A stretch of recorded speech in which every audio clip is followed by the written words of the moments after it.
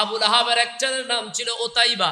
সে এমন ভাবে আমার নবীর প্রতি বিশ্রী ব্যবহার করেছেন, একদিন আমার নবীকে দেখে এসে থুতু নিক্ষেপ করেছে।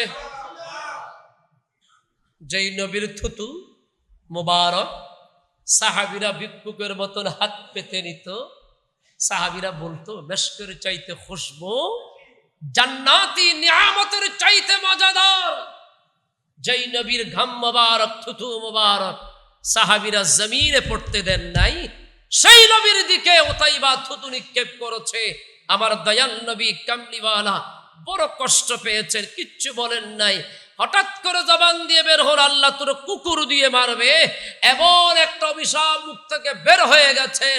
দেখা গেল এই খবর যখন আবুল আহাবের কাছে গেল, আবুল আহাব সেদিন থেকে ছেলের পিছনে সিকিউরিটি বাড়িয়ে দিয়েছেন। কেন?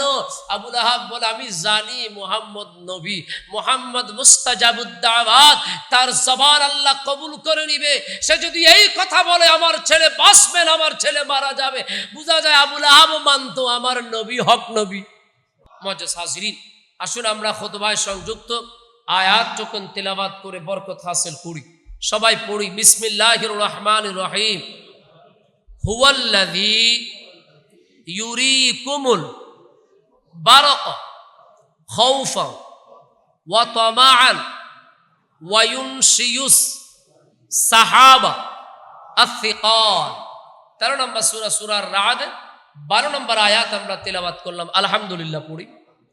আল্লাহ বলছেন হুয়াল্লাযী ইউরিকুমুল বারকা, তিনি তোমাদেরকে দেখান বিজলি, খাউফান যাতে তোমরা ভয়, ওয়া তামাআন এবং ভরসা সঞ্চার করো, ওয়া ইউনশিউস সাহাবা আস-সিকাল আর তিনি সৃষ্টি করেন ঘন মেঘমালা।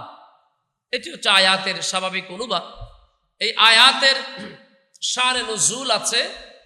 এই আয়াতটুকু আল্লাহ পাক নবী পাকের সাথে দুশমনি করেছে কিছু মানুষ, তাদের পরিণতি সম্পর্কে এই আয়াত নাযিল করেছেন আজকে। সে কারণে আমরা আলোচনা শুনব দুশমনে রসুলের পরিণাম, দুশমনে রসুলের পরিণাম। এই আয়াতের শানে নুজুল হচ্ছে হযরতে হাফেজ আবুল কাসেম তিবরানী রাদিয়াল্লাহু তাআলা আনহু হযরত ইবনে আব্বাস থেকে বর্ণনা করেন যে আরবের মধ্যে দুজন সিনিয়র লেভেলের আরবি ছিল। একজনের নাম আরবাদ আর একজনের নাম তুফাইল। এই দুজন আরবীয় নেতৃস্থানীয় লোক, তারা রাসূল পাকের হিজরতের পরে মদিনা শরীফে এসে নবীজি যেই জায়গায় বসে সাহাবাই কিরামের সাথে কথা বলতেন, নবী পাক ঠিক যেই জায়গায় বসেছেন, যেখান থেকে বসে সাহাবীদের সাথে নবীজি কথা বলতেন, সবকিছু মুশাহারা করতেন, ওই আরবাদ এবং তুফাইল তারা এসে নবীজি যেখানে বসতেন ওই জায়গার মধ্যে বসে গেছে। নাউজুবিল্লাহ পড়েন। সাধারণত আদবের ব্যাপারটা যদি আমরা বলি, একটা সোফা আছে, একটা চেয়ার আছে।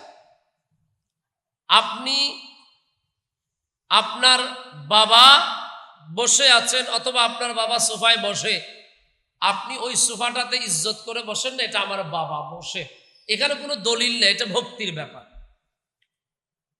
আমরা যারা মানুষকে সম্মান করি, দাঁড়িয়ে যাই, এখানে অনেকে শিরিক বেদাতের গন্ধ খুঁজে পায়। আসলে বিষয়গুলোকে এত জটিল কেন করে ফেলছেন? যারা জুনিয়র তারা সিনিয়রকে দেখলে দাঁড়াবে, সালাম দিবে, কুশল বিনিময় করবে, এটা খুব সিম্পল একটা ব্যাপার। এতে আহামরি কোনো কিছুর প্রয়োজন নাই, সিম্পল একটা ব্যাপার, বিবেকসম্মত একটা ব্যাপার। যাই হোক, রাসূল পাক যেই জায়গায় বসতেন আরবাদ এবং তুফাইল সেখানে বসে গেল। গভীর মনোযোগ। আবার শান্তি প্রিয় আশিক রাসূল ভাই বাবারা, আরবাদ এবং তুফাইল আবার নবীর যেই জায়গায় মোবারকে বসতেন ওখানে বসে গেলেন।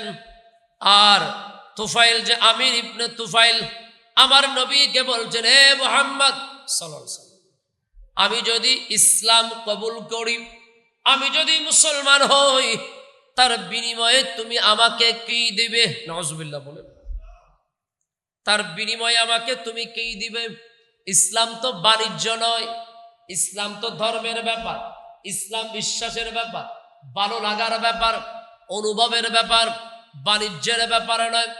তুফাইল বলে, এ মুহাম্মদ ইবনে আবদুল্লাহ, আমি যদি ইসলাম গ্রহণ করি তবে তুমি আমাকে কি দেবে? আমার নবী বললেন, সমস্ত মুসলমান যারা ইসলাম কবুল করেছে তাদের উপর তোমার দায়িত্ব থাকবে, অধিকার থাকবে, তাদের প্রতি তোমার দায়িত্ব থাকবে।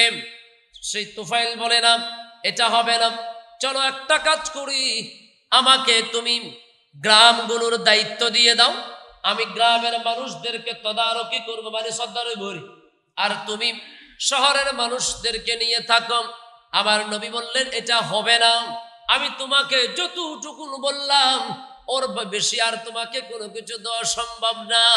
তুফাইল বলে, যদি আমার কথা না শোনো, আমি মদিনার চতুর্পাশে আমার লোকবল মানুষজনদেরকে দিয়ে আমি ব্যারিকেড দিয়ে দেব, আমি তোমাকে বন্দি করে ফেলব, চতুর্পাশে ব্যারিকেড দিয়ে আমি তোমাকে বন্দি করে তোমাকে শাস্তি দেব, অবরোধ করে। আমার নবী বললেন, তুমি পারবে না, কারণ আমার আল্লাহ আমাকে গায়বী সাহায্য দান করবেন। আমার আল্লাহ আছে যিনি আমাকে সাহায্য করবে, তুমি পারবে না। তুফাইল এবং আরবাদ দুজন চলে গেলেন, একটু দূরে গিয়ে একজন আরেকজনের সাথে পরামর্শ করে আরবাদ আমির ইবনে তুফাইলকে বলে, আমির ইবনে তুফাইলকে মুহাম্মদের সাথে কথাবার্তা বলবো, মুহাম্মদের সাথে ভালো মন্দ কথাবার্তা বলবো দাঁড়িয়ে দাঁড়িয়ে, আর তুমি আমির পেছন থেকে তাকে আঘাত করে দুনিয়া থেকে শেষ করে দিবে। নাউজুবিল্লাহ। দেখেন এগুলো মানে ছোট্ট ছেলে চাঁদ জয় করার মতন স্বপ্ন দেখা যা হয় আর কি। আর বাদ বলে, আমি মুহাম্মদের সাথে কথা বলবো, দাঁড়িয়ে দাঁড়িয়ে কথা বলার ছল তৈরি করবো, তুমি পিছন থেকে মুহাম্মদকে তরবারি দিয়ে আঘাত করে মেরে ফেলবেন। নাউজুবিল্লাহ বলেন না। আমির ইবনে তুফাইল নবীজির সাথে কথা বলতে লাগলেন, বলা শুরু করে দিয়েছেন। এর ভিতরে ওই বেয়াদব দুষ্ট আরবী আরবাব আমার নবীকে হত্যার উদ্দেশ্যে, আমার নবীকে হত্যা করার জন্যে, আমার নবীকে মেরে ফেলার জন্য পিছন থেকে তরবারি বের করবেন, তরবারির খোপের মধ্যে হাত রেখে দিয়েছে। আমার আল্লাহ জিবরিলকে ডাকাতে, জিবরিল, জগৎ বানিয়েছি বন্ধুর ইজ্জত দেখানোর জন্যে, মানুষ বানিয়েছি বন্ধুর সম্মান প্রদর্শনের জন্য, সেই মানুষ বন্ধুকে হত্যা করবে আর আমি দেখে দেখে তাকিয়ে থাকবো। আও জিবরাইল, আরবাদ ওই বিয়াদব নামের মানুষটার হাত এখনই অচল করে অবশ করে দাও। সুবহানাল্লাহ বলেন। অচল করে দাও, অবশ করে দাও। তরবারির খোপের মধ্যে হাত রেখেছে, হাত আর নড়াচড়া করে না। আমার নবীজির দিলের মধ্যে আমার আল্লাহ এলহাম করে দিয়েছেন, আমার নবী সরে গেলেন।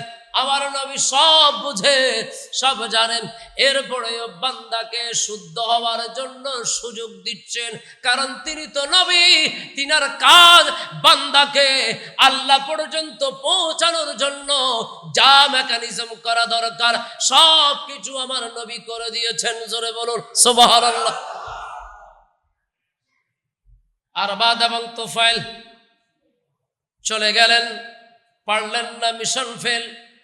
আমির ইবনে তুফাইল আরবাদকে বলে, কিরে তোমাকে না বললাম, তোমাকে না বললাম মুহাম্মদকে পিছন থেকে হত্যা করতে? বলে, আমি হাত রেখেছি, আমার তরবারিতে ডান হাত বের করব, তরবারি আমার হাত অবশ হয়ে গেছে, আমার হাত চলাচল করছে না, কিছু মুভ করতে পারছি না, আমার হাতের মধ্যে তুমি চিমটি কাটো, তুমি আমাকে আঘাত করো, আমার কোনো সেন্স নাই। আরবাদ তুফাইল বুঝতে বাকি নাই, এটা ভিতরে কুদরতি কোনো ফয়সালা হয়ে গেছে। সুবহানাল্লাহ। দুজন চলে যাচ্ছে মদিনা থেকে ফেরত এসে রিকম নামক স্থানের মধ্যে আসতেই আকাশ হতে বিজলি পতিত হয়ে আরবাদের উপর এমন ভাবে বিজলি এসে পড়লো, যেখানে পড়েছে ওখানে আগুনের স্ফুলিঙ্গ তাকে জ্বালিয়ে ছারখার করে দিয়েছে। নবীজির সাথে দুশমনি করলে আমার আল্লাহ বেশি সহ্য করেন, মুহূর্ত সহ্য করেন না, বেশি নয়, সাথে সাথে আসমান থেকে বিজলি নিক্ষেপ করে ওই আরবাদ নামের বেয়াদবকে জমিন থেকে একেবারে বিতাড়িত করে দিয়েছেন, জ্বালিয়ে ফেলেছেন। শুদ্ধ মৃত্যু নয়, জ্বালিয়ে দিয়েছেন। এই সূরার 13 নম্বর আয়াতে বর্ণিত হচ্ছে ওয়ায়ুরসিলুস সাওয়াইকি ফায়ুসিবু বিহা মান ইয়াশা।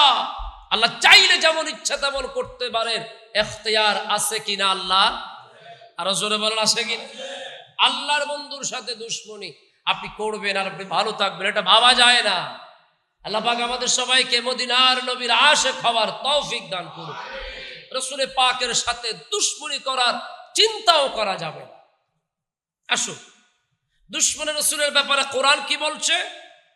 33 নম্বর সূরা, সূরা আল আহজাবের 57 নম্বর আয়াত। আল্লাহ বলছেন, ইন্নাল্লাযীনা ইউযুনাল্লাহা ওয়া রাসূলাহু লা'নাহুমুল্লাহু ফিদ দুনিয়া ওয়াল আখিরাহ ওয়া আ'আদ্দা লাহুম আযাবাম মুহিনা।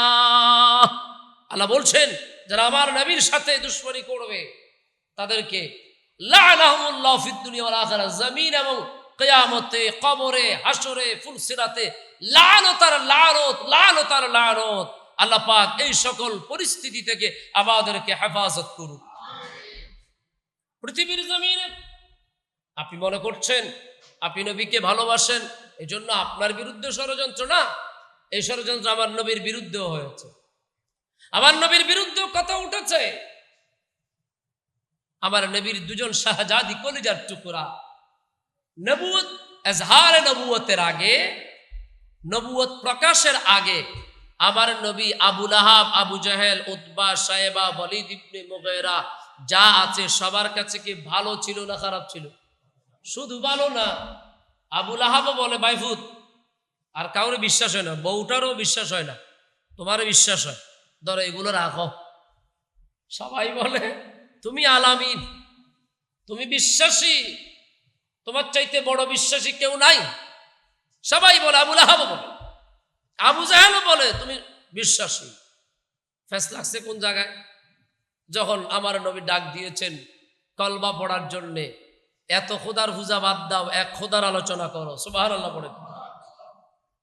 এক ही है खुदा सबका उसकी जात वाहिद है, एक ही है खुदा सबका उसकी जात वाहिद है, आपने बताया है, आपने बताया है, आमना की आंगन में आज कौन आया है, आमना की आंगन में नूर जगमगाया है, नूर जगमगाया है, आमना की आंगन में। सुबहानाल्लाह पढ़ो। फेस्टा লাগছে শুধু ইসলাম যখন প্রকাশ করলেন, নবুয়ত যখন জাহের করলেন, ইসলাম যখন প্রকাশ করলেন। এদিকে গুরুত্বপূর্ণ একটা কথা খেয়াল রাখবেন, ইসলাম আমার নবী প্রবর্তন করেন নাই, প্রকাশ করেছে। কারণ ইসলাম তো আদম থেকে ছিল। কখনো সুযোগ হলে রাসূল পাকের আব্বা আম্মাকে নিয়ে বড় সুন্দর আলোচনা আছে, ইনশাআল্লাহ তৈরি আপনাদের সামনে উপস্থাপন করব। ইসলাম আদম থেকে ছিল, আমার নবী ইসলামের পরিপূর্ণতা দিয়েছেন, প্রকাশ করেছেন, প্রচার করেছেন। সুবহানাল্লাহ। তো সুতরাং যারা ইসলাম নবী প্রবর্তন করেছেন বলে ইসলামের আগের সময়কে বিভ্রান্তিকর সময় বলে আমার নবীজির খাজ আব্দুল্লাহ মা আমেনাকে জাহান্নামে নিতে চান, তারা বেকুব। তারা কি বেকুব? ইনশাআল্লাহ কথা হবে এক সময়। আমার নবী যখন এজহারে নবুয়ত করলেন কত বছর বয়সে বলেন না? নবুয়ত প্রচার করেছেন কত বছরে? নবুয়ত প্রাপ্তি 40 বছরে নয়, নবী তো নবী হয়ে এসেছেন, না না, এই নবী নবী হয়ে আসেন নাই, শুধু অন্যান্য নবীর কারণ হয়ে দুনিয়ার জমিনে এসেছেন। আল্লাহ বলছেন আমার নবীর সাথে যারা দুশ্মনী করবে দুনিয়া আখিরাতে তারা সরকার হয়ে যাবে। আমার নবীর এজহার নবুয়তের আগে আবুল আহাবের দুই ছেলের কাছে, কয় ছেলে? দুই ছেলের কাছে আমার নবীর কলিজার টুকরা দুই শাহজাদিকে আমার নবী বিবাহ দিয়েছেন। দুই শাহজাদিকে আবুল আহাবের দুই ছেলের সাথে বিবাহ দিয়েছেন। কিন্তু যখন আমার নবী এজহারে নবুয়ত করলেন, নবী যখন বললেন এক খোদার দাসত্ব করো, এক খোদার গোলামি করো, এই ডানে বায়ে যাওয়ার কোনো দরকার নাই, অতিরিক্ত কথা বলার দরকার নাই, আমি নবী, আমাকে মানো। আবুল আহাব বলে নবী হলে আমি না হব, তুমি কেমনে হবা? আবুল আহাব বলে করছে এটা দুনিয়ার পয়সা, চুরি ডাকাতি করি ব্যাংক ব্যালেন্স লুট করা যাবে না। নবী আল্লাহ কাকে মানাবেন এটা আল্লাহর ইখতিয়ার। সুবহানাল্লাহ বলেন। আবুল আহাব বলা সম্ভব, নবী হলে আমি হবার কথা, পয়সাওয়ালা, জ্ঞান সবকিছু দিয়ে আমি শ্রেষ্ঠ। আবার নবী বলে আপনার শ্রেষ্ঠত্ব আপনার কাছে, নবী আল্লাহ বানিয়েছেন, আমারে আপনারে নয়। সুবহানাল্লাহ বলেন। এজহার নবুয়ত যখন হলো, আবুল আহাব আমার নবীর বিরুদ্ধে ষড়যন্ত্র করতে করতে করতে করতে কোনোভাবেই যখন কুলিয়ে উঠছে না, আমার নবীর দুই শাহজাদিকে বিয়ে করেছিল তার দুই ছেলে। আবুল আহাব বলে ও আমার ছেলেরা শোনো, মুহাম্মদকে কষ্ট এইভাবে দিতে হবে, পৃথিবীর জমিনের ভিতরে একজন কন্যা সন্তান যদি বাবার কাছে থাকে, বিয়ের আগ পর্যন্ত সন্তানটাকে মানুষ করে একটা সুপাত্রে হস্তান্তর করা পর্যন্ত বাবার চিন্তা থাকে। বিয়ের পরে শ্বশুর বাড়িতে কিভাবে আমার মেয়েটা সবাইকে খুশি রাখবে, সুন্দর করে চলবে, ওই চিন্তা প্রত্যেক বাবার মধ্যে আসে না নাই? প্রত্যেক বাবার মধ্যে আপনি দেখবেন, সেটা রিক্সাওয়ালা হোক আর কোটিপতি হোক, মেয়ে সন্তান যার ঘরের মধ্যে আছে, আল্লাহ পাক তারে ওই মেয়ের প্রতি চিন্তা বিয়ের আগেও বেশি, পরেও বেশি, কোনো অংশে কম নয়, কোনো অংশে। সেই সুবিধা নিয়ে আমাদের আব্দুল্লাহ, খলিকুল্লাহ, সলিমুল্লাহ, রহিমুল্লাহ, কলিমুল্লাহ ওই মেয়ের বাপের বাড়ি থেকে ঈদে, সাদে, কোরবানে, ফুয়লি, মাইয়লি, এই অনুষ্ঠান সেই অনুষ্ঠানে যা পারে আসায়। আপনাদের দিকে নাই এগুলো? নাই না, এগুলো নাই। এগুলো বিয়ের পরের বছর কোরবানে গরু দিবে, কারণ জামাই তো ফকির, ভিক্ষা করে, স্বাভাবিক দিবে, কিছু করার নেই। আর অনেক পয়সাওয়ালা আছে যারা দেয়, পয়সাওয়ালা চিন্তা করে না আমার দেওয়া গরিব একটা বাবার উপরে প্রেসার পড়ছে, সমাজে কথা উঠছে, কুদ্দুস আলী দিতেলি গরু তোরার থেকে অঙ্ক চাল দিন না ভারো। এই জন্য পয়সাওয়ালাদেরকে সাবধান করে দিচ্ছি, আপনার এই কাজের জন্য গরিব বাবা তাহাজ্জুদ পড়ে আল্লাহর কাছে অভিশাপ দিবে। আপনার আছে বলে আপনি জান্নাতের ভাবে খরচ করবেন, সে প্রভাব আরেক পরিবারের কাছে পড়ছে, সমাজে থাকছেন, ব্যালেন্স করে চলতে হবে। কথা বলেন ঠিক না? জি। জামাই গরিব মানুষ, কি করবেন? এজন্য গরু একটা দিতে হয় কোরবানে, বড় ছাগল একটা দিতে হয়, ঈদে সাদে হা দিয়ে বলে, এগুলো হা দিয়া না, এগুলো জবাই করা, এগুলো কোরবানি। কোরবানি বাবাকে, আপনাদের দিকে নাই। এই যে সামনে কোরবান আসছে, এখন থেকে ওই বাবাদের পয়সা জমানো শুরু হয়ে গেছে, কারণ মেয়ের শ্বশুর বাড়িতে যদি একটা গরু দিতে না পারে, একটা ছাগল দিতে না পারে, পরিবার মতো যদি সহযোগিতা না করে, মেয়েকে শাশুড়ি খোটাবে, তোমার বাপের বাড়ির থেকে কিছু দেয় নাই, তুমি ফকিন্নির জি, ফকিন্নির মেয়ে। আর এমনও শাশুড়ি আছে জগতে, গরিব মেয়ে বলে মেয়ের বাবার বাড়ি থেকে হাড়ি পাতিল না দেওয়ার কারণে, বাসন না দেওয়ার কারণে আমরা দেখেছি ওই মেয়েকে নর্মাল একটা বাসন দিয়ে বাদ দেয়, বলো বাপের বাড়ি থেকে তো বাসন টাসন আনতে পারো নাই, ফকির নির্জি, এর চাইতে আর বালক কি করবে? খোদার গজব তরতাজা ভাবে আপনার উপর নাযিল হবে। এগুলো থেকে আমাদের বের হয়ে আসা দরকার আছে নাকি নাই? আছে কি না? আল্লাহ পাক আমাদের সমাজটাকে সুন্দর ইসলামী সমাজ হিসেবে কবুল করুক। আপনি আমার যতই বুঝেন বাবা, আমি এটা বুঝতে রাজি। আপনি বলেন হুজুর ওটা খুশি হয়ে দিচ্ছে, মোটেও খুশি হয়ে দিচ্ছেন। আপনার ভিতর যদি মনুষ্যত্ব থাকে, স্বামী যদি মুরাদ যদি থাকে, পুরুষত্ব যদি থাকে, শ্বশুর বাড়ির দেওয়া জিনিস ফেরত দেন। সমাজের মানুষ শিক্ষা নেয়।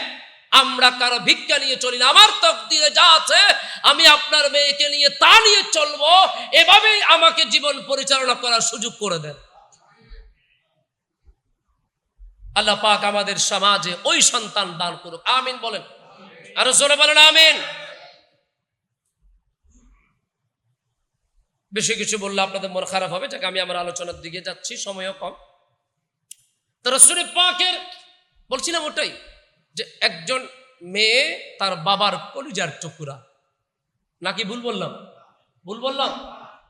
আমার নবীর শাহজাদিকে আবুল আহাব বলে, আমার ছেলেরা মুহাম্মদকে শিক্ষা দিতে পারছি না, দুজন একসাথে মুহাম্মদের মেয়েকে তালাক দিয়ে দে। নাউজুবিল্লাহ। দিয়ে দিয়েছে। শাহজাদিরা আমার নবীর কাছে চলে গেছেন। আমার নবী বড় কষ্ট পেয়েছেন।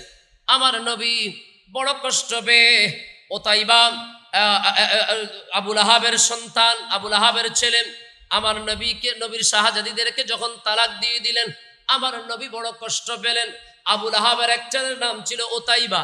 সে এমন ভাবে আমার নবীর প্রতি বিশ্রী ব্যবহার করেছেন, একদিন আমার নবীকে দেখে এসে থুতু নিক্ষেপ করেছে। যেই নবীর থুতু মুবারক সাহাবীরা ভিক্ষুকের মতন হাত পেতে নিত, সাহাবীরা বলতো মেশকের চাইতে খুশবু, জান্নাতি নিয়ামতের চাইতে মজাদার। যেই নবীর ঘাম মুবারক, থুতু মুবারক সাহাবীরা জমিনে পড়তে দেন নাই, সেই নবীর দিকে ওতাইবা থুতু নিক্ষেপ করেছে। আমার দয়াল নবী কামলিওয়ালা বড় কষ্ট পেয়েছেন, কিচ্ছু বলেন নাই। হঠাৎ করে জবান দিয়ে বের হল, আল্লাহ তোর কুকুর দিয়ে মারবে, এমন একটা অভিশাপ মুখ থেকে বের হয়ে গেছেন।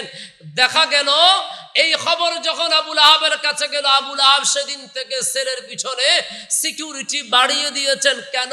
আবুল আহাব বলে, আমি জানি মুহাম্মদ নবী, মুহাম্মদ মুস্তাজাবুদ দাওয়াত, তার জবান আল্লাহ কবুল করে নিবে। সে যদি এই কথা বলে আমার ছেলে বাঁচবে না, আমার ছেলে মারা যাবে, বোঝা যায় আবুল আহাব মানতো আমার নবী হক নবী। মানে ওই বিরোধিতা গরিবাল্লে বিরোধিতে, কিন্তু নবী হক নবী যেটা আবুল আহাব জানতো, শুধু গোসাই দিয়ে কি হল, আয়কে নবী নইলাম। ওতাইবাকে তার সিকিউরিটি বাড়িয়ে দিলেন, খবরদার ওতাইবাকে কেউ একে ছাড়বে না। মুহাম্মদ যদি আমার মন্তব্য করে তাহলে আমার ছেলের কপালে শনি আছে। ওতাইবা অনেক দিন এভাবে সিকিউরিটির মধ্যে ছিল। হঠাৎ করে একদিন ব্যবসার জন্য সবাই বলল, আর কতদিন থাকবে ওতাইবা আমাদের সাথে, চলুক, লম্বা কথা। ব্যবসার জন্য যখন তাকে নিয়ে যাওয়া হলো, সিরিয়া সফরের মধ্যে রওনা হলো। আবুল আহাব সিকিউরিটি ফোর্সকে বললেন, খবরদার আমার ছেলে বাথরুমে গেলেও চতুর্পাশে সিকিউরিটি দিয়ে রাখবা, আমার ছেলের জন্য শিফটিং ডিউটি করবা, দুজন সজাগ দুজন ঘুম, দুজন সজাগ দুজন ঘুম, এইভাবে আমার ওতাইবাকে একা ছাড়বা না, কারণ আমার মনের ভিতর ভয় আছে না নাই। সিরিয়া সফরের রাস্তার প্রতিমধ্যে তারা তাঁবু টাকলো, বিশ্রাম করবে। সবাই চতুর্পাশে ঘুমিয়েছে, মাঝখানে ওতাইবাকে দিয়েছে যাতে করে কেউ তার কোনো ক্ষতি করতে না পারে। সবাই চতুর্পাশে, মাঝখানে ওতাইবা। আমার আল্লাহ এমন ভাবে দুশমন রাসূলকে শাস্তি দিয়েছেন, সবাই নিউর ঘুম, একেবারে গভীর ঘুমে আচ্ছন্ন। আমার আল্লাহ এমন ভাবে তাকে শাস্তি দিল, একটা হিংস্র বাঘ তাঁবুর মধ্যে ঢুকলো, সবাই ঘুম, কাউকে কিচ্ছু করলো না, কাউকে কিচ্ছু বললো না। মাঝখান থেকে আবুল আহাবের ছেলে, যে আমার নবীর দিকে থুতু ফেলেছে, তাকে নিয়ে একেবারে দূরে গিয়ে সুন্দর করে খেয়ে হাড্ডিগুলা রেখে দিয়ে চলে গেল। সবাই যখন সজাগ হলো, খুঁজে দেখো ওতাইবা কোথাও নাই, কোথাও নাই, কোথাও নাই। কারো মালের কোনো ক্ষতি নাই, সম্পদের কোনো ক্ষতি নাই, জানের কোনো ক্ষতি নাই, কিছু হাড্ডি দেখা যায়। সবাই বুঝে গেল ওতাইবাকে হিংস্র বাঘ খেয়ে ফেলেছে। জোরে বলুন নাউযুবিল্লাহ। এটাই হচ্ছে দুশমন রাসূলের পরিণাম। আপনি নবী পাকের সাথে দুশমনি করবেন আর জমিনে ভালো থাকবেন, এটা আশা করা যায় না। এজন্য বলুন, আমরা সবাই নবী পাকের মুহাব্বত বাড়ানোর দরকার আছে কিনা? কিরকম বাড়ান আপনারা? নবী পাকের সুন্নতের কোনো খবর নাই, নবী পাকের আদর্শের কোনো খবর নাই, এমনি সুন্নি, এমনি আশিকে রাসূল টকবক করে বুক ভরা ভালোবাসা। সুন্নতের কথা বললে অজুহাত, দোস্ত চোখটা বন্ধ হয়ে যাবা। শহরেই তো আসছিল এই দৌলতদিয়া ফেরিঘাটে, সবাই যার যার কর্মক্ষেত্রে আসছিল, কত স্বপ্ন, আবার আসবে, কাজ করবে, চাকরি করবে, ব্যবসা করবে, পড়ালেখা করবে, কোরবানের ছুটিতে আবার বাড়ি যাবে। এই বাড়ি আর যাওয়া হবে, চলে গেছে। জীবনটাই চাই, জীবনের চাই। একটা বাসের ভিতরে কয়জন মারা গেছে? হ্যাঁ, যাই মারা গেছে, তথ্য যাই হোক, সেখানে আপনিও থাকতে পারতেন, আমিও থাকতে পারতাম। আল্লাহর কাছে শুকর আদায় করেন, নবী পাকের উসিলায় আল্লাহ আপনাকে এখনো পর্যন্ত সুস্থ সুন্দর সবল দেহে বাঁচিয়ে রেখেছে। আপনার কোনো মুরাদ নাই, আমার কোনো ক্যাপাসিটি নাই, দয়াল নবীর সাদকায়, আল্লাহর মেহেরবানিতে আমরা বেঁচে আছি। জোরে বলুন না সুবহানাল্লাহ। আমার কথা আপনারা রাগ করেন, আমি জানি, রাগ করারই কথা। কিছু কিছু ওষুধ বেশি তিতা আছে না নাই? বেশি তিতা, কিন্তু আপনাকে খেতে হবে যদি ওষুধ ভালো হতে হয়। দোস্ত, আমি আপনার ভালোর জন্য বলছি। নবী পাকের সুন্নতের দিকে তাকান না, আদর্শের দিকে তাকান। আল্লাহ পাক আমাদেরকে কবুল করুক, আমিন। বলতে চাচ্ছিলাম, দুশ্মনের রাসূলের শাস্তি জমিনে আছে না নাই? আর একটু জোরে বলেন। মাপ নাই, পার পাওয়া যাবে। আপনি তাহাজ্জুদ পড়েন কিন্তু নবীর সাথে দুশ্মনী করেন, আপনি নিশ্চিত জাহান্নাম, নিশ্চিত বাঁচতে পারবেন না। কারণ কিয়ামতের ময়দানে আমার আল্লাহ বলবে, দোস্ত মামলা যেগুলো আমার সাথে সেগুলো আমি মাফ করে দিব, কিন্তু যেগুলো আপনার সাথে এগুলো আপনি বুঝবেন, আমি বুঝবো না। এই জন্য একজন শায়ের বলেছেন, আল্লাহ যাকে ধরবে তাকে ছেড়ে দিবে, নবী যাকে ধরবে আল্লাহ তাকে ছাড়বে, আল্লাহ তাকে ছাড়বে। কারণ আমার আল্লাহ কিয়ামতটাও তো সাজিয়েছেন, হিসাবটাও সাজিয়েছেন আমার নবীর মুহাব্বতের কারণে। জোরে বলুন না সুবহানাল্লাহ।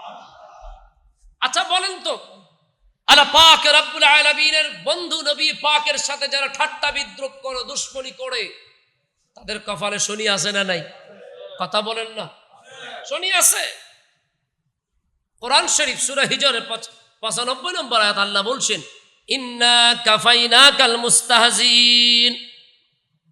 হে রাসূল, নিশ্চয় আমি আপনার জন্য ওই সব ঠাট্টা বিদ্রুপকারীদের বিরুদ্ধে যথেষ্ট। এই আয়াত নাযিল হয়েছে 5 জন, কয়জন? 5 জন কাফেরকে টার্গেট করে। এক নাম্বার হচ্ছে আস ইবনে ওয়াইল, 2 নাম্বার আসওয়াদ ইবনে মুতালিব, 3 নাম্বার আসওয়াদ ইবনে আবদে ইয়াগুত, 4 নাম্বার হারিস ইবনে কায়েস, 5 নাম্বার ওয়ালিদ ইবনে মুগীরা। কয়জন? এই 5 জনের বিরুদ্ধে এই আয়াত নাযিল হয়েছে। কেন?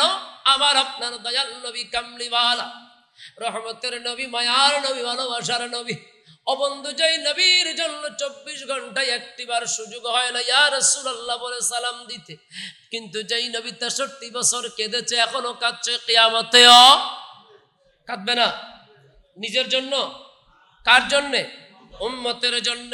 ওই উম্মত আমার রাসূল যখন মক্কা শরীফে, হারাম শরীফের পাশে, হারাম শরীফের মধ্যে আমার আল্লাহর কুদরতি কদমে সিজদাবরত যখন তাওয়াফ করছে, এই 5 জন কাফের আমার নবীকে দেখে ঠাট্টা বিদ্রুপ শুরু করে দিল, হাসাহাসি শুরু করে দিল, মাতামাতি শুরু করলো। কিতাবের মধ্যে এসেছে এমন ভাবে তারা ঠাট্টা বিদ্রুপ করছে, অতিরিক্ত হাসলে মানুষ গড়াগড়ি করে কিনা? বেশি হাসতে হাসতে গড়াগড়ি করে। কিতাবের মধ্যে এসেছে এই 5 জন একজনের গায়ে একজন ধরে পড়ছে, গড়াগড়ি করছে, আমার নবীর বিরুদ্ধে কথা বলছে। আমার নবীর বড় কষ্ট লাগলো। জিবরিল আমিন এসে 5 জন কাফেরের 5টা সিন্ডম বলে আমার নবীকে বললেন, ইয়া রাসূলুল্লাহ, ইয়া হাবিবাল্লাহ, উমকের এই জায়গায়, উমকের এই জায়গায়, উমকের এই জায়গায়, উমকের এই জায়গায় আমি জিবরিল নজর দিলাম, আল্লাহর ফজলে আমি তাদেরকে অতি তাড়াতাড়ি ধ্বংস করে দেব। জোরে বলুন নাউযুবিল্লাহ। সাথে সাথে জিবরিল আমিন আসলেন। আসার পরে নবী পাক সাল্লাল্লাহু আলাইহি সাল্লামকে বললেন, ইয়া রাসূলুল্লাহ, এক নাম্বার ওয়ালিদ ইবনে মুগীরার পায়ের পাতার দিকে জিবরাইল আমিন তাকালেন, ইয়া রাসূলুল্লাহ, ওর পাকে আমি ধ্বংস করে দেব। সাথে সাথে পায়ের দিকে তাকালেন। কিছুক্ষণ পর ওয়ালিদ ইবনে মুগীরা একটা তীর বিক্রেতার দোকানের দিকে যাচ্ছে, দোকানের পাশ দিয়ে যাচ্ছেন। তীর বিক্রেতার দোকানে তার কাপড়ের আস্তিনের সাথে একটা তীর লেগে গেছে। সেই তীরটা দোকানের সামনে সে খুলে নাই। খুলতে গেলে তাকে নত হতে হবে। অহংকার, তাকাব্বুরি, আত্ম অহমিকা, গৌরব, গর্ব, আমি মাথা নিচু করব না, আমি ওয়ালিদ ইবনে মুগীরা, আমি এই ব্যবসায়ীর সামনে কেন মাথা নত করব, এমন অহংকারী মানুষ আছে না নাই? আত্মা কম আছে না? কি আছে দে, কি আছে? কিচ্ছু আছে না। এক ফোঁটা পানির পয়সা আছে না পৃথিবীর মানুষত্বে? আল্লাহ যদি কয় পানি বন্ধ, নিশুদ্ধ পানি দিতাম ন। ইয়ার তেল আছে না? কত মারামারি তেল নাই, বলেন না, তেল আসেনি? তেল আসে কোত্থেকে বলেন না? কোত্থেকে? হ্যাঁ, আরব দেশ কই পায়? নিচ থেকে? নিচ থেকে কে দেয়? নাকি আরব দেশের দাদারা নানারা ভিতরে কিছু রাখি গেছে? আল্লাহ দিচ্ছে, ঠিক না? তা আল্লাহ এখন আরব দেশ ইরান বলে আমি হরমুজ প্রণালী বন্ধ করে দিছি, ইরান বন্ধ করে দিছে, এজন্য আমি আপনি তেলের সংকটে। তো আল্লাহ যদি ভিতর থেকে বন্ধ করে দেয়, পুরো পৃথিবী স্তব্ধ, নাকি না? হ্যাঁ, সূর্য ডুবে গেছে, চন্দ্র আল্লাহ আজকে আর তুলবে না, আর কিছু তুলবে না। পারবেন? পারবেন? পৃথিবী চলতে পারবে? পারবে। তো আল্লাহ জমিনের ভিতর থেকে যদি পানি বন্ধ করে দেন, পানি যদি বন্ধ করে দেন, বেশ কিছুদিন আগে আমরা ফটিকছড়িতে দেখেছিলাম পানির সংকট ছিল, লেয়ার কমে নিচের দিকে চলে যাচ্ছে। তো আল্লাহ যদি কোনো কারণে পানি বন্ধ করে দেয়, কিভাবে বাঁচবেন? তাহলে এক ফোঁটা পানির পয়সা পৃথিবীর মানুষের কাছে আছে? নাই। খেয়াল রাখবেন, আপনার চালাকি, আপনার ক্ষমতা, আপনার দম্ভ সামান্য মাত্র। একটা দেশ শুধুমাত্র যাতায়াত বন্ধ করে দিয়েছে, পরিষেবা বন্ধ করে দিয়েছে, পুরা পৃথিবীর মানুষ নড়েচড়ে বসেছে তেলের জন্যে। আল্লাহ যদি বলে জমিন আর ধান দিবি না, গম দিবি না, বাঁচবেন? বাঁচবেন? বাঁচবেন? বাতাস বন্ধ, বাতাস আমি আর জমিনে পাঠাবো না, কতক্ষণ বাঁচবেন? বাঁচার কোনো সুযোগ নাই। সেজন্য আমরা যেই যতটুকুই হই না কেন, সবাই কিন্তু দিন শেষে একজনের কাছে সারেন্ডার। তিনি কে? আরো জোরে বলেন। বলছিলাম রাসূল পাক সাল্লাল্লাহু তাআলা আলাইহি ওয়াসাল্লাম কষ্ট পেয়েছেন। ওয়ালিদ ইবনে মুগীরা বলে, আমি নত হব না, দোকানদারের সামনে আমি কেমনে নত হব, আমার একটা প্রেস্টিজ আছে। নত হয় নাই, নিচে মাথা নিচু করে তীরটা খুলে নেয়। তীরের একটা আঘাত লেগে গেছে তার পায়ের পেশির মধ্যে। ওই আঘাতে ধীরে ধীরে সেটা ইনফেকশন হয়ে গেছে। ইনফেকশন হতে হতে হতে হতে পায়ের পেশির মধ্যে এমন ভাবে ক্ষত হয়েছে, ওই ক্ষতের কারণে ওয়ালিদ ইবনে মুগীরা মারা গেছে। কি গেল? শেষ। জিবরাইল আমিন পায়ের দিকে খেয়াল করেছেন, একজন শেষ। 2 নাম্বার আস ইবনে ওয়াইল, তার পায়ের দিকে, পদতলের দিকে জিবরাইল আমিন খেয়াল করে বলে, ইয়া রাসূলুল্লাহ, আমি তাকেও ধ্বংস করে দিব। তার পায়ে একটা কাটা। এখন তো আর ছেলেটা খালি পায়ে হাঁটে না, খালি পায়ে হাঁটে না, আর কাটা ওরা বুঝবেও না। আপনারা যারা মুরব্বীরা আছেন, কত বড় কাটা, কত খাজুরের কাটা, কাঠা, একটা কাটা বিঁধেছে। ওয়াইল ইবনে আস ইবনে ওয়াইলের পায়ের মধ্যে একটা কাটা বিঁধল, সে লক্ষ্য করেনি। পরবর্তীতে পাটা ফুলে গেছে, একটা বিশাল বড় রোগাক্রান্ত সে হয়ে গেছে। ওই পা ফুলা নিয়েই তাকে কবরের মধ্যে চলে যেতে হলো। টার্গেট আবার নবীর সাথে দুশ্মনী, ঠিক না? 3 নাম্বার, আমার বাবারাম, আসওয়াদ ইবনে মুতালিব, জিবরিল আমিন তার চোখের দিকে তাকালো, ইয়া রাসূলুল্লাহ, তার চোখ আমি নষ্ট করে দেব, তাকে ধ্বংস করে দেব। এমন যন্ত্রণা চোখের মধ্যে হঠাৎ করে শুরু হয়ে গেল। সে যন্ত্রণা থেকে বাঁচার জন্য দেওয়ালের মধ্যে মাথাকে বাড়ি দিতে লাগলো। আর এই মাথা দেওয়ালে বাড়ি দিতে দিতে দিতে এইভাবে তার মৃত্যু হলো। জোরে বলুন নাউযুবিল্লাহ। তিনজন চলে গেল।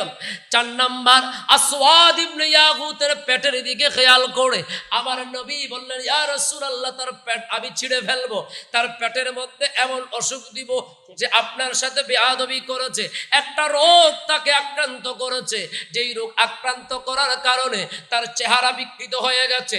ঘরের বউ ছেলে মেয়ে তার চিনে না, তার চেহারার কোনো আকার নাই, এমন বিকট চেহারা।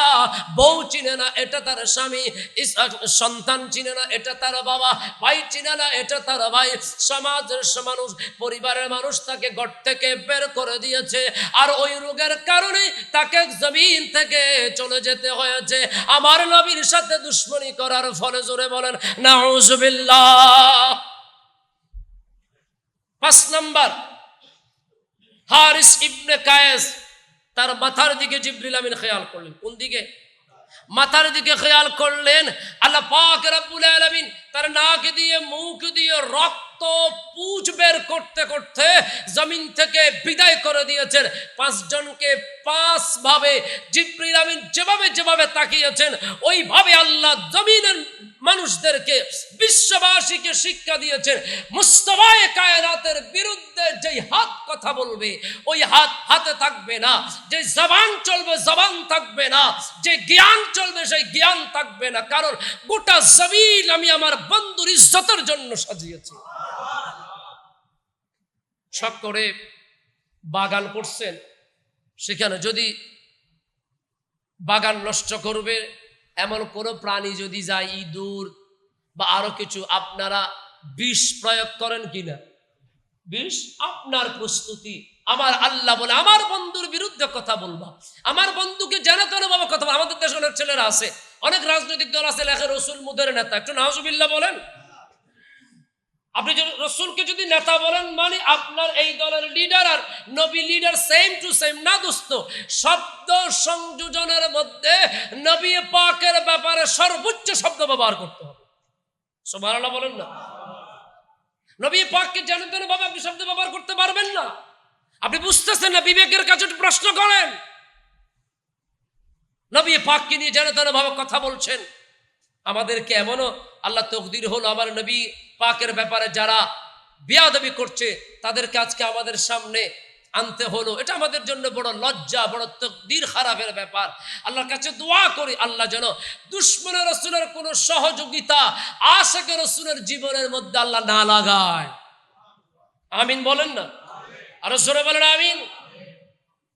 আমার বাবা, আমি যে কথা বলছিলাম, আপনি জীবন দিয়ে নবীকে ভালোবাসতে হবে। তা আল্লাহ পাক এই 5 জন যখন নবীকে নিয়ে ঠাট্টা বিদ্রুপ করেছে, আল্লাহ বলছেন ইন্না কাফাইনাকাল মুস্তাহজিন, হে রাসূল এই সকল বেয়াদবদের বিরুদ্ধে আপনার পক্ষে আমি আল্লাহই যথেষ্ট। বুঝা গেল? আমার নবীকে কেউ গালি দিলে, আমার নবীকে কেউ বকা দিলে, ছোট করলে তার জবাব দেন কে? আরো জোরে আল্লাহ। আল্লাহ আমার নবীকে এতটুকুন মায়া করেন, ভালোবাসেন দোস্ত। এজন্য নবী পাককে মানুষের মতন সাধারণ মনে করা চলবে? আরো জোরে বলে চলবে না। আপনি নবীকে ভালোবাসতে হবে সর্বোচ্চ পর্যায়ে। আপনি আমাকে তিরস্কার করতে পারেন, আশিকে রাসূল হই কি করছেন, আমরা তো এখানে এখানে চলে গেছি, যেতে পারেন। আশিকে রাসূলুল্লাহ ডানে বায়ে করে না, সোজা চলে, কারণ তারা সিরাতাল মুস্তাকিমের অভিবাসী। সুবহানাল্লাহ বলেন না। ডানে বায়ে করলে দুনিয়াতে অনেক কিছুই পাওয়া যায়। আমাদের তো অত দুনিয়াদারির প্রয়োজন নাই। কোন রকম আল্লাহ বিল্লাহ করে নবী পাককে দিলের মধ্যে জায়গা করে ওই 3.5 হাত ফ্ল্যাটের মধ্যে চলে যাওয়াই আমাদের টার্গেট। কথা বলেন না, ঠিক না? এর বেশি না। কারণ আমাদের বিশ্বাস ওই ফ্ল্যাটে যাওয়ার সাথে সাথে নবীজি আমাদেরকে নিয়ে অহংকার করবেন, গৌরব করবেন, বুকে জায়গা করে দিবেন। গোটা জীবন মুস্তাফার জন্য আমরা ভালোবাসা দিয়েছি। কথা বলেন ঠিক না? শেষ কথা, রাসূল পাক সাল্লাল্লাহু আলাইহি সাল্লামের বিরুদ্ধে দুশমনী মানে কি? নবীর বিরুদ্ধে তলোয়ার দ্বারা তা নয়, শুধু আপনার বচন ভঙ্গিতে। যে আমার নবী পাককে কেউ সিক্স প্যাক বললো, আমার নবী পাকের বিবি সাহেবানি কলিজার টুকরা আম্মাজান মা খাদিজাতুল কুবরাকে কি কি বললো, কি কি শব্দ বললো। এই রাসূল পাকের আব্বা আম্মাকে জাহান্নামী বললো। নবী পাক পড়তে জানতেন না, লিখতে জানতেন না, মূর্খ ছিল। নবী পাকের গলা টিপে ধরবে আল্লাহ, এমন শব্দ ব্যবহার করে। এগুলো নবী পাকের বিরুদ্ধে এক নম্বরের দুশমনির পরিচয়। কথা বলেন। এরকম অনেক ইসলামিক স্কলার আমাদের এই ভূখণ্ডে আছে না? অনেকে আমার সংসদেও পৌঁছাই গেছে। এটা আমাদের নসিব খারাপ, তাকদীর খারাপ। সুতরাং আমার শিক্ষিত ছেলে যারা, আমি বলবো আমার এই কথা শোনার পরে নিজের জ্ঞান দিয়ে বিচার করেন যে আমাদের খতিব কি বললেন। নবী তো আমাদের মতো নয়, আমাদের মতো নয়। আমার আল্লাহ নবীকে আমাদের ডাইস দিয়ে বানিয়ে দিয়েছেন যাতে আমরা নবীর থেকে দূরে না যাই। নবীর থেকে। আচ্ছা, জিন দেখতে কি আমাদের মতো নাকি আর একটু ভয়ঙ্কর টাইপের? লম্বা চূড়া কম না বেশি? জিন দেখলে তো আপনি ডরাবেন রে ভাই, কত লম্বা। এক এক জিনের বয়স 400 বছর 500 বছর। ওই দিন একটার সাথে, আমি তো এগুলো থেকে দূরে থাকি বাবা, এগুলো আমি কোন কারে মন কারে এগুলো তো আমি নাই। তো এক হুজুরে বললো যে হুজুর এই ঘটনা, তো আমি ঘটনার বয়স কত? 500 বছর। তো এই যে বিশাল আকৃতির ব্যাপার, আচ্ছা এমন একটা জিন যদি আমাদের এখানে নামাজ পড়ে, আজকে ধরেন মানে মানুষের সুরত ধরি বড় দেহর অবস্থা দিয়ে যদি নামাজ পড়ে, নামাজ পড়বেন নি, সবগুলো লাইন ধরবেন বাইরে, হুজুর একটু ওয়াশরুম থেকে আসি, বা এটা নর্মাল ব্যাপার। তো আল্লাহ চিন্তা করলে আমার বান্দাগুলোকে বোঝানোর জন্য একটা টিচার লাগবে। মিশকাত হাদিস এসেছে বুইস্তু মুআল্লিমান, নবীকে পাঠিয়েছি আমি টিচার করে, স্কলার করে, শিক্ষক করে। তো শিক্ষক যদি চেহারা বিকট হয়, ছাত্র কি পড়া নিবে? বলেন না, না। এজন্য আমার আল্লাহ বলেন, দোস্ত আপনাকে আমি মানুষের একটা আবরণ তৈরি করে দিয়েছি। আপনি মানুষের সাথে যেহেতু যাবেন, বাজারেও যেতে হবে, ওদের সাথে গরুর মাংস খেতে হবে, ওদের সাথে ভাত খেতে হবে, আপনাকে বিয়ে করতে হবে, যুদ্ধে যেতে হবে, আপনি নাতি নাতনি নিয়ে খেলাধুলা করতে হবে, আপনাকে স্ত্রীর সাথে খুশমেজাজের গল্প করতে হবে। কারণ এটা না হলে পরে আমি জমিনটাকে আবাদ করতে পারবো না। ইয়া রাসূলুল্লাহ, আপনাকে আমি একটা চামড়া পড়ালাম, মানবীয় চামড়া, কিন্তু আপনি তো হাকিকতে আমি আল্লাহর কুদরতি নূরের সৃষ্টি। সুবহানাল্লাহ। অনেকে বলছেন যে হুজুর এগুলো নিয়ে কেন বাড়াবাড়ি করছেন, নবী নূর না মাটি, কবরে গেটে জিজ্ঞেস করবে না। আপনি বিষয়টা বোঝেন নাই। চিনতে বুলইলি সম্মান গত্য অনার দেশ লোক হতাশ হতো। চিনতে বুলইলি এই লোক কেউ কেউ প্রবাদ আছে এমন নগরের, তা আপনাকে আগে চিনতে হবে। এটা মসজিদের ইমাম, আপনি যদি মনে করেন যে এটা দূর আর খালতো ভাই রহমতালের দিকে লাগেন, এতে আপনি নাম ধরে ডাক দিচ্ছেন, এদিকে এদিকে আসো, নাম ধরে। আচ্ছা, মসজিদের ইমাম খাদেমদেরকে, আমার কথা বাদ দিলাম, আমি আপনাদের পরিবারে মানুষ, এদেরকে নাম ধরে ডাকা পাইছেন কই? ওরা আপনার ইমাম না?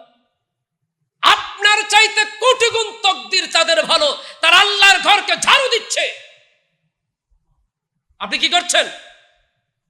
কি করছেন আপনি? এই আল্লাহর ঘরে ঝাড়ু দেওয়ার মতন তকদির সবাই নিয়ে আসে না, সবাই নিয়ে আসে না। এজন্য তাদের প্রতি শ্রদ্ধা, তাদের প্রতি সম্মান, ভালোবাসার দরকার আছে না নাই? গায়ে লাগছে কথাগুলা?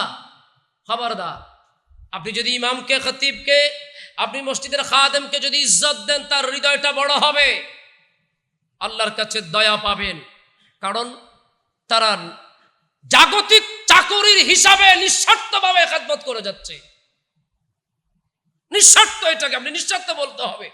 আপনাদের চা পানির পয়সাও তো হয় না আমাদের বেতন। যাক, ওগুলা বলছি না। সেজন্য সম্মান দিবেন, ভালোবাসা দিবেন। বলতে চাচ্ছিলাম এটাই যে আমরা রাসূল পাক সাল্লাল্লাহু আলাইহি সাল্লামের প্রতিনিধিত্ব করছি। ভিতর খারাপ হলেও লেবাস আছে না নাই? ওই লেবাসটাকে একটু ইজ্জত করেন, আপনি দাম পাবেন। ওই ইমাম, ওই খাদেম মসজিদ ঝাড়ু দিবে, আর আপনার কথা মনে পড়বে, আল্লাহ অমুকের এই সমস্যা, তোমার বান্দা তো আমাকে মায়া করে, আল্লাহ তোমার বান্দাকে একটু মাফ করে দাও। আমার আল্লাহ কবুল করবেন নিশ্চিত, কারণ ওই দোয়ার মধ্যে কোনো লোক দেখানো। সেজন্য বেশি বেশি সম্পর্ক জুড়বেন মসজিদের ইমামের সাথে, খাদেমের সাথে। আল্লাহ পাক আমাদেরকে কবুল করুক। তাহলে নবী পাকের সাথে যারা দুশ্মনী করে তারা জান্নাতে যাওয়ার কোনো ব্যবস্থা টিকিটের চিন্তা করেন আপনি? নিজের টিকিটের খবর আছে না? খবর নেই, দেখেন না কি টিকিট মিকিট। আল্লাহ পাক আমাদের সবাইকে বিবেক দিয়ে, বিচার বুদ্ধি দিয়ে, বুদ্ধিভিত্তিক আচরণ দিয়ে বুঝার তৌফিক দান করুন। আচ্ছা সরে বলেন আমিন। আমার বুদ্ধি, আমার জ্ঞান, আমার প্রযুক্তি, আমার টেকনোলজি, আমার গবেষণা, আমার ফিলোসফি সব কিছু নবীর কদমের মধ্যে রেখে যদি নবীকে ভালোবাসতে পারেন, আপনি হবেন আমার নবীর পছন্দনীয় উম্মত। কেন কেন কেন?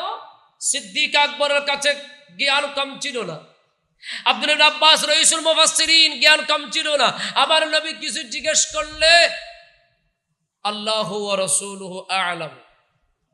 আচ্ছা একটু করে আমি শেষ করি, আমি 15 বেশি যেতে চাই, এর বড় সময় যাই।